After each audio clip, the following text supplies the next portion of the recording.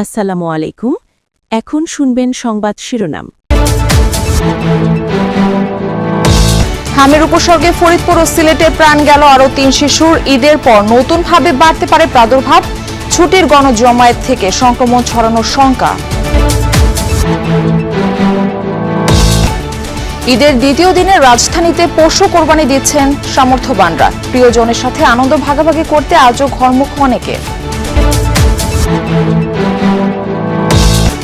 রাজধানী ও আশেপাশের এলাকা থেকে আড়ত ও ট্যানারিতে যাচ্ছে কাঁচা চামড়া। দর পতনের ধারা অব্যাহত, হতাশ মৌসুমী ব্যবসায়ীরা।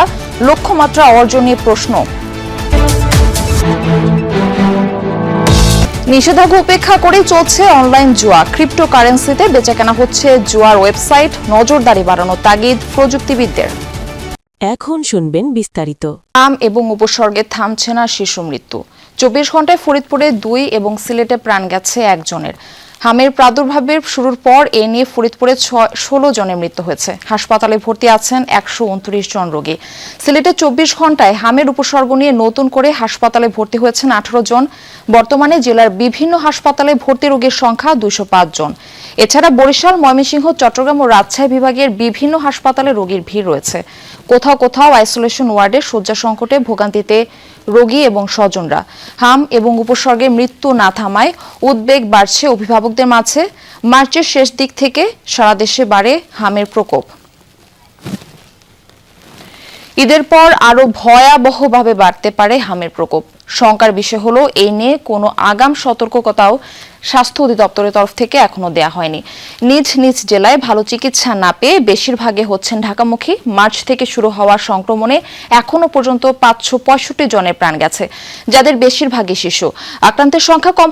বাড়ি ফেরার এই ঢলে বইছে আনন্দের বন্যা। প্রিয়জনদের সাথে ঈদ করতে এবার ঢাকা ছাড়ছেন প্রায় ১.৫ কোটি মানুষ। তবে বাড়ি ফেরার উচ্ছ্বাসের আড়ালেই দানা বাঁধছে ভয়ানক শঙ্কা, হামের উচ্চ প্রাদুর্ভাব। ছোট্ট আরিয়ানের বয়স মাত্র ১১ মাস।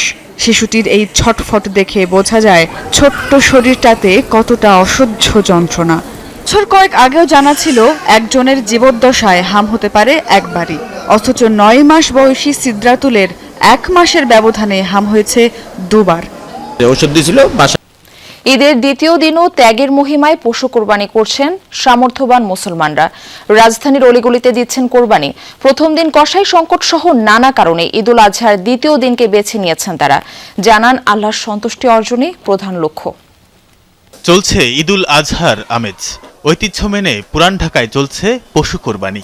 ঈদের দ্বিতীয় দিনের বেশিরভাগ পশু কোরবানি হয় এই এলাকায়। ইসলামী রীতি অনুযায়ী ঈদুল আজহায় ৩ দিন পশু কোরবানি করা যায়। রাজধানীর অনেক অলিতে গলিতেও পশু কোরবানি করতে দেখা যায় আজ।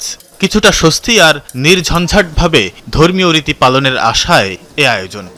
কোরবানির পর নিজ উদ্যোগেই বর্জ্য অপসারণ করছেন অনেকে।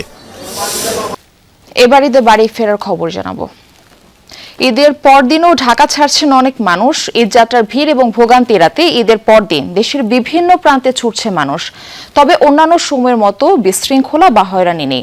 যাত্রীরা বলছেন ফাঁকা রাস্তা এবং কম যানজটের আশায় ঈদের পরদিন ঢাকা ছাড়ছেন তারা। যারা কাজের ব্যস্ততা কিংবা ছুটির সীমাবদ্ধতার কারণে ঈদের আগে বাড়ি যেতে পারেননি, তারা এখন প্রিয়জনদের সঙ্গে ঈদ আনন্দ ভাগাভাগি করতে গ্রামের পথে রওনা হচ্ছেন। তবে নির্ধারিত সময়ে টার্মিনালে বাস না আসায় অনেকেই পড়েন বিড়ম্বনায়। এদিকে কাউন্টার সংশ্লিষ্টরা বলছেন রাজধানীর বিভিন্ন স্থানে অবৈধ কাউন্টারগুলোর কারণে যাত্রী কম পাচ্ছেন তারা। ঈদের পরদিন সরকার নির্ধারিত ভাড়ার চেয়েও টিকিটের দাম বেশি নেওয়ার অভিযোগ অনেক যাত্রীদের। গ্রামে যাই একটু আত্মীয় স্বজন তাদেরকে দেখতে বা ভালো মন্দ জিজ্ঞাসা করতে, সবার খোঁজ খবর নিতে। ঈদের পরদিন গেলে একটু ভিড় কম হয়, সুবিধা হয় এজন্য। আজকে যাওয়ার কারণ অনেকে কালকে কুরবানির দোকানপাট করে যাইতে পারে না, আজকে মাংস লয়ে যাইতেছে। আমাদের সকাল তো 2 গাড়ি গেছে বড় সব ফুল। ঈদের পর দিন বেশি যাত্রী এবং আজকে মোটামুটি বেশ ভালো যাত্রী। টিকিট মনে করেন আপনি লোকাল ভাবে ৪০০ টাকা নেয়, আজকে ১২০০-১৫০০ আপনি চাই। আগে আমরা যাইতাম ৭০০ টাকা ৭৫০ টাকা সাতক্ষীরায়, এখন চাই ১০০০ টাকা ১২০০ টাকা। ঈদের পরের দিনেও পরিবর্তন হয়নি চামড়ার দামে। প্রতি পিস গরুর চামড়া বিক্রি হচ্ছে 300 থেকে 500 টাকার মধ্যে। আকারে ছোট হলে দাম নেই বললেই চলে। মাদ্রাসার প্রতিনিধি ও মৌসুমী ব্যবসায়ীদের অভিযোগ, সিন্ডিকেটের কারণে দরপতন হয়েছে। যদিও এই অভিযোগ মানতে নারাজ আড়ত মালিকরা। এদিকে সরবরাহ কম থাকায় পোস্তায় লক্ষ্যমাত্রা অনুযায়ী চামড়া সংগৃহীত হয়নি। অর্থ সংকটে ব্যবসা গুটিয়ে নিয়েছেন অনেকে। সকালে চামড়া নিয়ে পোস্তায় আসেন মোহাম্মদ হারুন। দুটি গরুর চামড়ার দাম ১৫০০ টাকা দাবি করলেও আড়তদার ৫০০ টাকা দিতে চান। দামে বনিবনা না হওয়ায় চামড়া নিয়ে ঘুরতে থাকেন তিনি।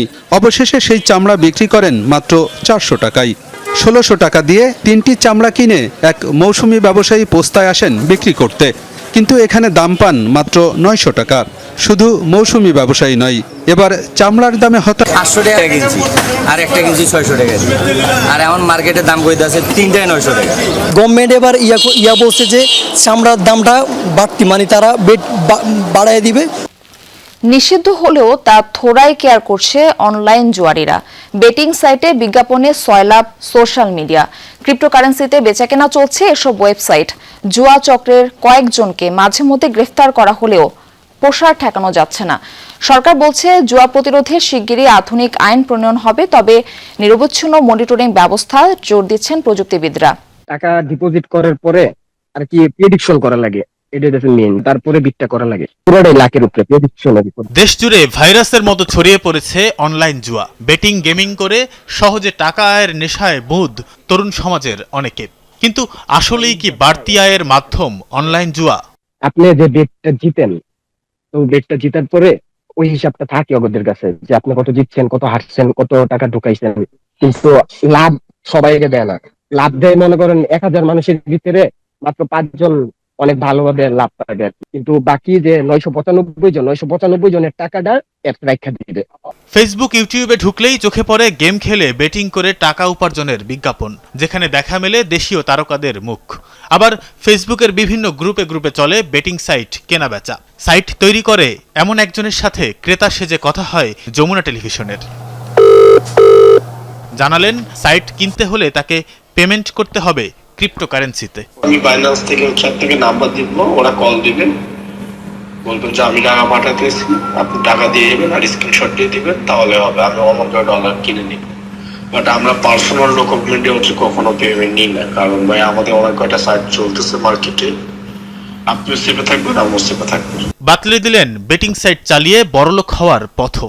এখন যেরকম আছেন টাকাগুলো এইভাবে চলাফেরা করবেন। পারলে সাজেস্ট করবো যে কিছু টাকা হয়ে গেলে বাইরের দেশে বড় কান্ট্রিতে চলে যাবেন, 1-2 বছর থাকবেন, তারপর দেশে এসে আপনার বাড়ি কার যত ইচ্ছা করেন, সমস্যা নেই। মাঝে মাঝে অনলাইন জুয়ায় জড়িতদের গ্রেফতারের কথা জানায় আইন শৃঙ্খলা রক্ষাকারী বাহিনীর গোয়েন্দা বিভাগগুলো। সম্পৃক্ততা মেলে বিদেশি নাগরিকদেরও। সম্প্রতি স্বরাষ্ট্রমন্ত্রী ঘোষণা দিয়েছেন বেটিং ও জুয়া প্রতিরোধে একটি আধুনিক আইন প্রণয়নে কাজ করছে সরকার। জুয়া, বেটিং, অনলাইন জুয়া কঠোরভাবে নিয়ন্ত্রণের জন্য এই অপরাধগুলো